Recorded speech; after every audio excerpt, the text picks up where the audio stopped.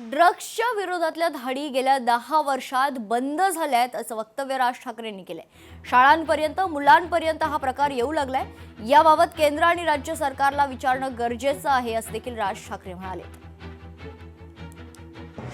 म्हणजे या ज्या प्रकारच्या ड्रग्सच्या विरोधातल्या ज्या धाडी या गेल्या 10 वर्षामध्ये बंद झाल्यात आणि साधारणपणे शाळांपर्यंत हा ड्रग्स हा प्रकार आता मुलांपर्यंत यायला लागलेला आहे. शाळेच्या बाहेरच्या पानटपरीवर ड्रग्स मिळत आहे. आणि आपण जर समजा आपण त्याच्या सगळ्या गोष्टींचं जर नीट त्याचं ॲनालिसिस केलं तर राजकारणामध्ये वाढलेला पैसा आणि रस्त्यावरती आलेला ड्रग्स याचा एकमेकांशी काय संबंध आहे तो पण मला असं वाटतं जुळून पाहायला पाहिजे.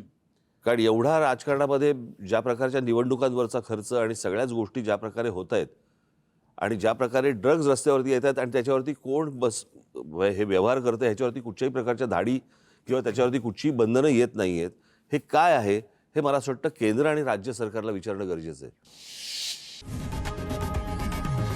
लोकशाही मराठी ऐका, पहा, जागरूक रहा.